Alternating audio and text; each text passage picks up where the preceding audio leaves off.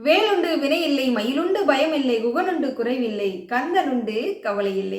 ஓம் சாய்ராம். நற்பவி ஆறுமுகம் அருளிடும் மனதிலும் ஏறுமுகம். நான் மாரியம்மாள் சரவணன் பேசுகிறேங்க. இன்றைய வீடியோ பதிவு உங்களுக்கு முழுக்க முழுக்க ஒரு பயனுள்ள தகவலை கொடுக்கணும் அப்படின்னு வந்திருக்கேன். 6 படை தலத்திற்கும் போகக்கூடிய பாக்கியம் கிடைச்சால் அந்த தலத்தில் நாம் என்ன திருப்புகழ் பாராயணம் செய்யணும். நாம் என்னதான் நம்ம வீட்டில் திருப்புகழ் பாராயணம் செய்தாலும், கோவிலுக்கே சென்று திருப்புகழ் பாராயணம் செய்தாலும் சரிங்க, அந்தந்த தலத்துக்குரிய திருப்புகழ்னு நாம் தெரிஞ்சுக்கிட்டு அதை முழுமையாக உணர்ந்து பாராயணம் செய்யும் போது நமக்கு கூடுதல் பலனை கிடைக்கும்.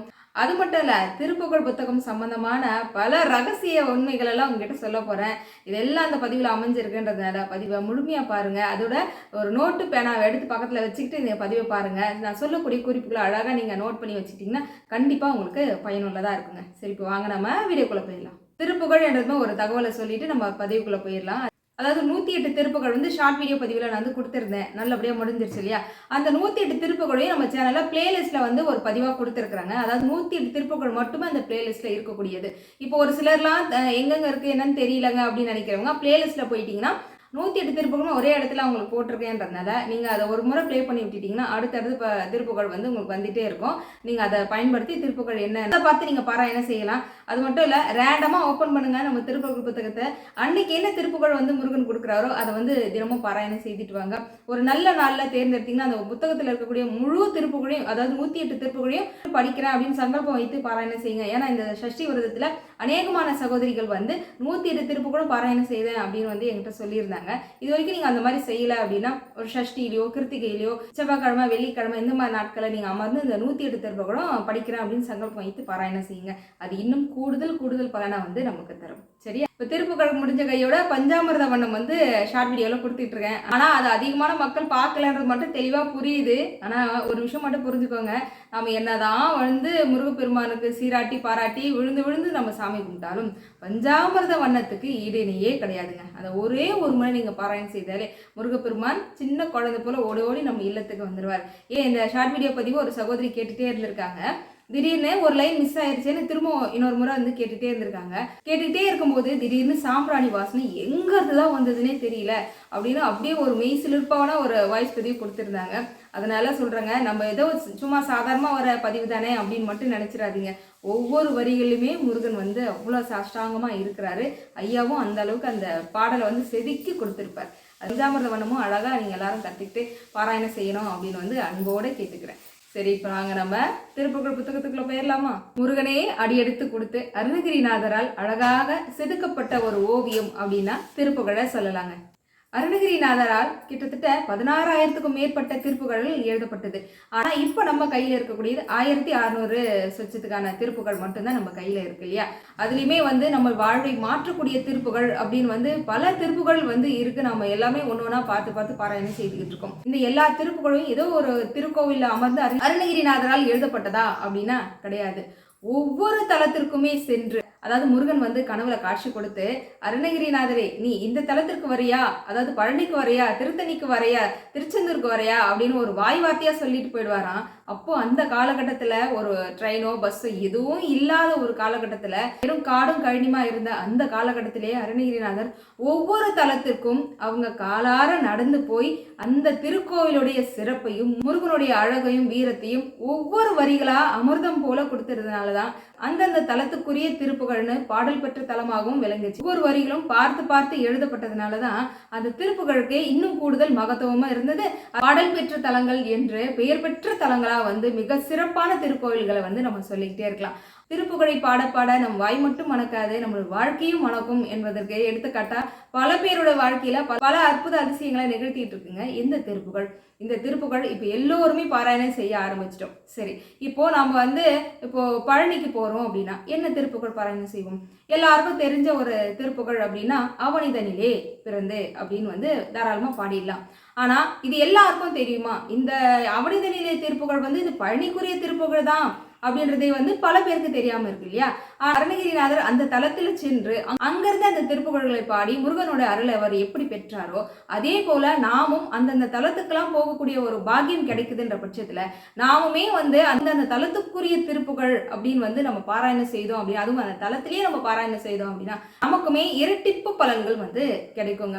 ஒவ்வொரு தலத்திலுமே வந்து பாத்தீங்கன்னா கிட்டத்தட்ட ஒரு 20-30 திருப்புகழ் வந்து கொடுத்திருக்கிறாருங்க. அதாவது திருச்செந்தூருக்கு ஒரு 30-40 இருக்கு, திருத்தணிக்கு ஒரு 30-40 இருக்கு. ஆனா நமக்கு தெரிஞ்ச ஒரு சில பாடல்கள் அப்படின்னு வந்து ஒரு வரிசை இருக்குல்ல, அதை தான் உங்களுக்கு இப்ப பட்டியலிட்டு கொடுக்க போறேன். அதாவது 6 படை தலத்துக்குரிய திருப்புகழ்களை நான் கொண்டு வந்திருக்கேன். அதனால அழகா ஒரு நோட்டு பேனை எடுத்து நோட் பண்ணி வச்சுக்கோங்கன்னு சொல்லியிருந்தேன்.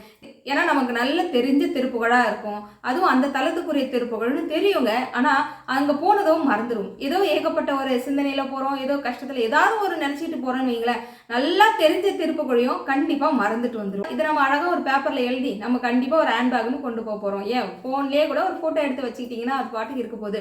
அப்போ அந்த தலத்துக்குரிய திருப்புகழ் இது நல்லா தெரியும் நமக்கு அப்படின்ற பட்சத்துல அங்க அந்த கோவில் அமர்ந்து அந்த தூண்ல சாஞ்சிக்கிட்டே இந்த திருப்புகழை பாராயணம் செய்து பாருங்க. அப்படி ஒரு பேரானந்தத்தை நீங்க அடைவீங்க. அதனாலதான் இந்த ஒரு பதிவா உங்களுக்கு கொடுக்கணும் அப்படின்னு ஒரு முடிவு எடுத்துருதுங்க. சரி, இப்போ நம்ம வந்து 6 படை தலத்துக்குமே உரிய குறைஞ்சது ஒரு முக்கியமா நம்ம எல்லாரும் எடுத்து பாராயணம் செய்யக்கூடிய ஒரு 3-4 திருப்புகழ்கள் வந்து உங்களுக்கு வரிசையா கொடுத்துட்றேன். இதுல ஒரு ரகசியம் ஒன்று சொன்னாலே அது வீடியோ பதிவுடைய கடைசியில வந்து நான் உங்களுக்கு சொல்றேன். முதலாம் படை வீடாக விளங்கக்கூடிய திருப்பரங்குன்றத்தில் சிவசுப்பிரமணியராக தேவயானி தாயாரோடு மணக்கோலத்தில் காட்சி தரக்கூடிய அற்புதமான ஒரு திருக்கோவில்ங்க. இந்த தலத்திற்கு சென்றால் நம்ம படிக்கக்கூடிய திருப்புகழை நான் சொல்கிறேன், நோட் பண்ணி வச்சுக்கோங்க. முதல் திருப்புகழா குடும்பத்தில் மகிழ்ச்சி நிலைத்திருக்கும், இல்லற வாழ்க்கையில் இனிமை பெறவும், தடக்கை பங்கையின் கொடைக்கு கொண்ட நல்ல ஆரம்பிக்கக்கூடிய இந்த திருப்புகழ்ங்க. இரண்டாவது திருப்புகழ் கெட்ட குணம் கொண்டவர்கள் விலகி செல்ல சருவும்படி வந்தனன் எங்கித அப்படின்ற திருப்புகழை பாராயணம் செய்யணும். மூன்றாவதா 6 படைக்கும் உரிதான திருப்புகழ்ங்க சந்தம் பந்தம் தொடராலே. இந்த திருப்புகழ் பாராயணம் செய்தோம் அப்படின்னா 6 படை தலத்திற்கும் சென்று பாராயணம் செய்த பலன் நமக்கு கிடைக்கும். இந்த 3 திருப்புகழும் கண்டிப்பா நீங்க முதலாம் படை வீடாக விளங்கக்கூடிய திருப்பரங்குன்றம் சென்றால் கண்டிப்பா பாராயணம் செய்யுங்க. இரண்டாம் படையாக விளங்கக்கூடிய திருச்செந்தூரில் செந்திலாண்டராகவும் ஜெயந்திநாதராகவுமே சூரனை சம்ஹாரம் செய்த அற்புதமான தலமாக விளங்கக்கூடிய திருச்செந்தூர் சென்றா படிக்கக்கூடிய திருப்புகழ் என்னன்னு பார்ப்போமா? வருமானம் பெருக, தொழிலில் வெற்றி பெற, அதாவது பெருக்க செஞ்சலித்து கந்தல்னு ஆரம்பிக்கக்கூடிய இந்த திருப்புகழ்ங்க ரொம்ப ரொம்ப விசேஷமான ஒரு திருப்புகழ். அதோட இரண்டாவது திருப்புகழாக ஒன்று என்ன? விரல் மாறல் 5 மலர்வாளி சிந்து, அதாவது திருமணம் கைகூட வேண்டி சொல்ல வேண்டிய திருப்புகழ். மூன்றாவதா தண்டையணி வெண்டையும் கிங்கினி சதங்கையும். இந்த திருப்புகழை நம்ம பாராயணம் செய்தால் முருகப்பெருமான் நடனமாடி நமக்கு காட்சி கொடுப்பாருங்க. அற்புதமான திருப்புகழ். இந்த 3 திருப்புகழையும் நம்ம திருச்செந்தூர் சென்றால் பாராயணம் செய்யாமல் வராதிங்க. மூன்றாவது தலமாக விளங்கக்கூடிய பழனி, அதாவது திருஆவினன் குடி. இந்த தலத்தில் தீராத நோயும் தீர்த்து வைக்கக்கூடிய நவபாசானத்தால் செய்யப்பட்ட பழனிமலை முருகப்பெருமான் இருக்கிறாருங்க. இங்கே நம்ம சென்றால் பாராயணம் செய்ய வேண்டிய திருப்புகழ் கிட்டத்தட்ட 6 திருப்புகழ் கொடுத்துருக்கங்க. 6மே முத்து தானதுங்க. அதுல முதல் திருப்புகழா தீபம் ஏற்றும் போது சொல்லக்கூடிய நாதவிந்து கலை ஆதி நமோ நம சொல்லக்கூடிய திருப்புகழ். இரண்டாவதா சிவனார் மனம் குளிர உபதேசித்த மந்திரம். இது ரொம்ப ரொம்ப அருமையான திருப்புகழ், அறிவிச்செல்வம் பெற சொல்ல வேண்டிய திருப்புகழ். மூன்றாவதா வாழ்வில் முன்னேற்றம் பெற அறுபடை ஞானமும் கிடைக்க அவன் இதனிலே பிறந்து மதலை எனவே தவழ்ந்து, அருமையான திருப்புகழ். அதையும் அடுத்த திருப்புகழ் ஆறுமுகம் ஆறுமுகம் ஆறுமுகம் ஆறுமுகம் ஆறுமுகம் ஆறுமுகம் என்று பூதி. ரொம்ப ரொம்ப பிடிச்ச திருப்புகழ். அடுத்ததாக இன்னும் 2 திருப்புகழ் சொல்கிறேன் கேளுங்க. சிவபெருமானுடைய திருவடியை பெற கரிய பெரிய எருமை கடவு. இந்த திருப்புகழ் ரொம்ப அருமையான திருப்புகழ். அதோட திமிரு உதவி அணைய நகர அப்படின்னு ஆரம்பிங்க திருப்புகழுங்க. ஆரோக்கியம், அறிவு நிறைந்த குழந்தை ஈன்றெடுக்க. அது மட்டும் இல்லை, நான் ரொம்ப அழகில் கம்மியாக இருக்கிறேன், எனக்கு இன்னும் கொஞ்சம் அழகு வேணும்னு நினைக்கிறவங்களும் இந்த திருப்புகழை பாராயணம் செய்யலாம். ரொம்ப அற்புதமான திருப்புகழ். கண்டிப்பா பழனி சென்றால் இந்த திருப்புகழெல்லாம் வரிசையில் நிற்பீங்கல்ல, அப்பயாவது எல்லாத்தையும் பாராயணம் பண்ணிடுங்க. அடுத்ததான் 4ஆம் படை வீடாக விளங்கக்கூட சுவாமி மலை. அப்பனுக்கே உபதேசம் செய்த சுப்பையன் பிரணவ மந்திரத்தை ஈசனுக்கு உபதேசம் செய்ததன் மூலமா சிவகுருநாதரா இங்க காட்சி கொடுக்குறாருங்க. அதாவது குழந்தைங்க நல்லா படிக்கணும், படிப்புல சிறந்து விளங்கணும் அப்படின்னா கண்டிப்பா சுவாமி மலை சென்று குழந்தைங்க பேர்ல வந்து ஒரு அர்ச்சனை செய்துட்டு வர்றது நல்லது. அதோட என்ன திருப்புகழ் படிக்கணும்னு பார்த்துலாமா?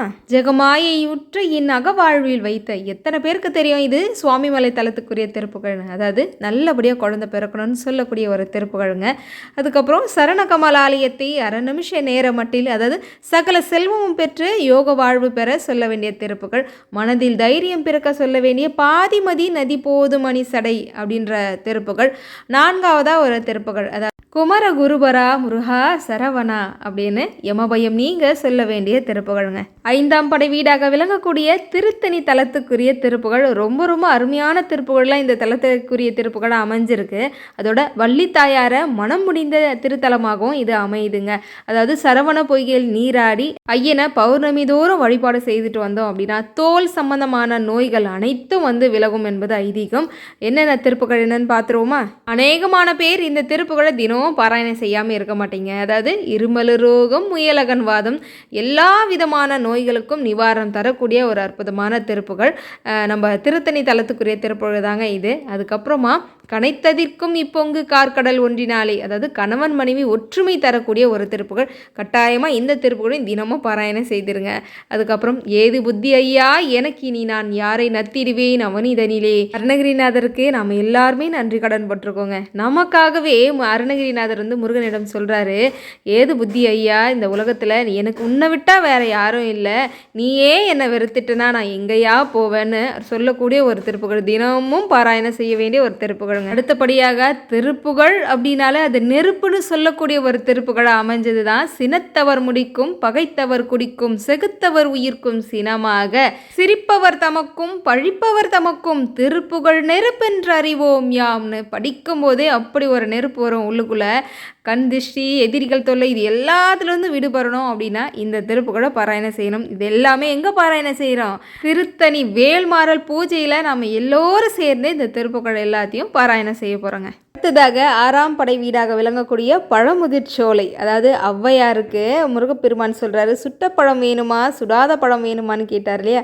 அப்பேற்பட்ட ஒரு அற்புதமான தலம் தான். அதாவது கல்வி ஞானம் மட்டுமே ஒருத்தருக்கு போதாது, ஞானமும் அதாவது கடவுளோட அனுகிரகமும் இருந்தால் மட்டுமே எல்லா வகையிலுமே சிறந்து விளங்க முடியும் அப்படின்னு சொன்ன ஒரு அற்புதமான தலம் தான் இந்த தலத்துக்குரிய திருப்புகள். நற்கதி அடைய காரணம் அதாக புவி மீதேன்னு சொல்லக்கூடிய இந்த திருப்புகள் பாராயணம் செய்யணும். இரண்டாவதா கார்த்திகை விரதம் இருந்தால் நமக்கு என்ன பலன் கிடைக்குமோ அந்த பலன் கிடைக்குங்க இந்த திருப்புகழை பாராயணம் செய்தால், அகரமுமாகி அதிபனுமாகி. மூன்றாவதா தலைமயிறு கொக்கு என ஆரம்பிக்கக்கூடிய திருப்புகள். இதுவே பிறவிப்பினி நீங்க பிறவாமை பெற சொல்ல வேண்டிய திருப்புகழுங்க. நான் 6 படை தலத்துக்குரிய திருப்புகழா ஒரு சில திருப்புகள் மட்டும்தான் கொடுத்துருக்கேன். இதை தாண்டி இன்னும் பல திருப்புகள்களாக இருக்குது. வாய்ப்பு இருக்க அன்பர்கள் கட்டாயம் படிக்கலாம். அதே சமயம் நீங்கள் உங்கள் பக்கத்தில் இருக்கக்கூடிய முருகப்பெருமான் கோவிலுக்கு அந்த மாதிரி எங்கே போனாலும் சரி இந்த எல்லா திருப்புகளையும் தாராளமாக படிக்கலாம். அந்தந்த தலத்துக்கு சென்றாலும் அதை படிக்கலாம், வேற ஒரு தலத்துக்கு சென்றாலும் இந்த திருப்புகள் எல்லாத்தையும் நீங்கள் பாராயணம் செய்யலாம். இப்போ நீங்கள் 6 படை தலத்துக்குமே உரிதான திருப்புகள் எல்லாமே வரிசையாக பார்த்துருப்பீங்க.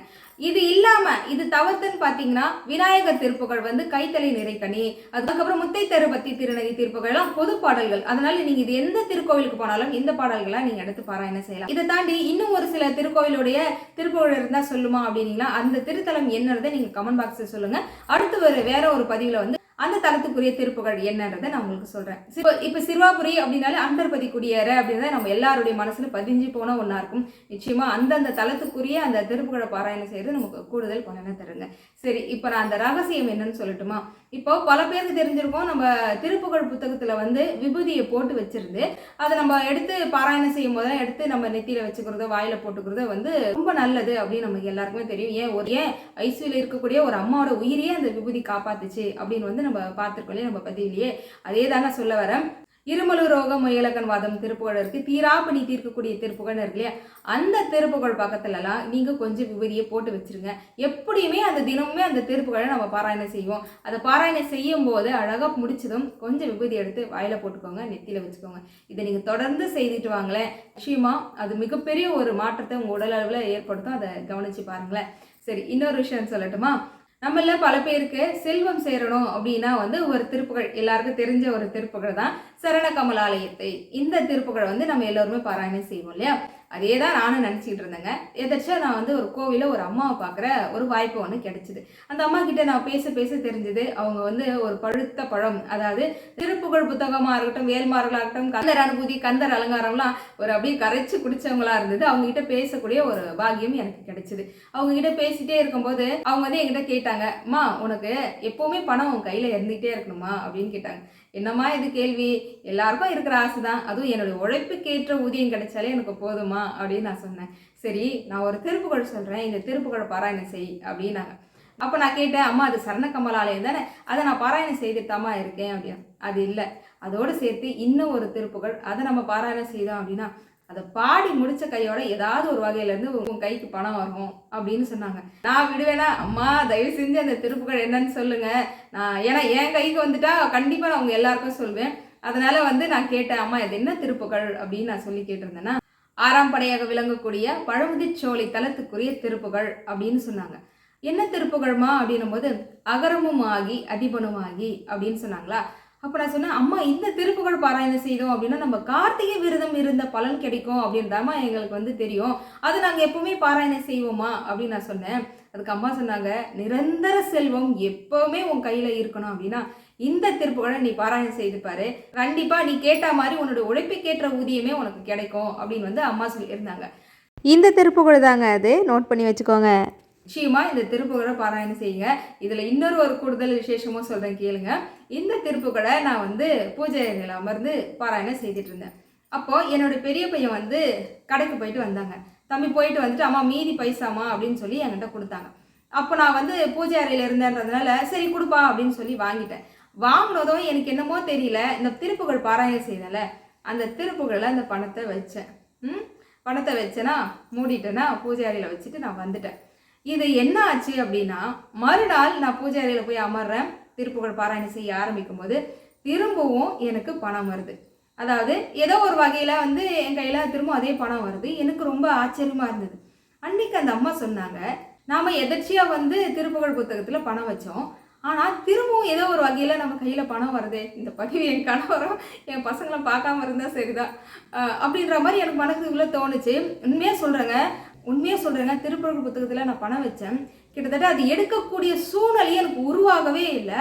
அது இன்னும் கொஞ்சம் இரட்டிப்பாக சேருதே தவிர அது எடுத்து செலவு செய்யக்கூடிய அந்த நிலைமை வந்து எனக்கு வரவே இல்லை. உண்மையாக எனக்கு ரொம்ப ஆச்சரியமாக இருந்தது. உண்மையாக சொல்லணும்னா திருப்புகழ் வந்து மிகப்பெரிய ஒரு பொக்கிஷங்க நம்ம கையில் கிடச்சிருக்கு. இது எனக்கு தெரிஞ்சு நான் அனுபவிச்சதும் உடனே உங்களுக்கு சொல்லணும் அப்படின்னு தான் எனக்கு தோணுச்சு. இதுக்கான ஒரு 4 நேரம் பார்த்துட்டே இருந்தேன். அதுக்கு தான் வந்து இப்படி ஒரு பதிவு கொடுத்து இதோட சம்மந்தமாக நம்ம சொல்லும்போது கண்டிப்பாக மக்கள் மனசில் வந்து இது பதியும் அப்படின்னு தோணுச்சு. அதுக்காக இது வந்து பணம் சேர்த்து வைக்கிற இடமா அப்படின்னு நினைக்காதீங்க.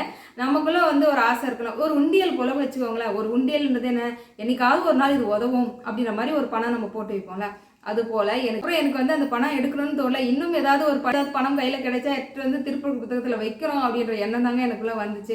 அதனால தான் வந்து இந்த பதிவில் உங்களுக்காக சொல்கிறேன். இன்னைக்கு ஸ்கூல் பிள்ளையாக இருக்கும்போது எப்படி ஒரு மயில் இருக்க வச்சுட்டு அது குட்டி போடும் நம்ம வேண்டிகிட்டே இருப்போம்ல, அதே போல் திருப்புகழ் புத்தகத்தில் நீங்கள் பணத்தோடு சேர்ந்து ஒரு மயிலருகையும் வச்சு பாருங்கள். அது கண்டிப்பாக நமக்கு இரட்டிப்பாக பெருகி தரும். அதை நான் உங்களுக்கு சொல்லணும்னு தோணுச்சு. அதனால தான் வந்து இந்த பதிவில் சொல்கிறேன். இன்றைய பதிவானது எப்படி இருந்தது? கண்டிப்பாக உங்களுக்கு பயனுள்ளதாக இருந்திருக்குன்னு நினைக்கிறேன். பயனுள்ளதாக இருந்தது நீங்கள் நினச்சிங்கன்னா வீடியோக்கு லைக் பண்ணி தெரிஞ்சவங்களுக்கு ஷேர் பண்ணுங்கள். அடுத்த ஒரு அற்புதமான வீடியோ பதிவில் வந்து நான் உங்களை சந்திக்கிறேன். வேல்வேல் வெற்றிவேல், வேல்வேல் வெற்றிவேல், சுற்றி வந்து நம்மை காக்கும் சுப்பிரமணிய வேல். சத்தியமாவது சரவணா பவவே. ஓம் சாய்ராம்.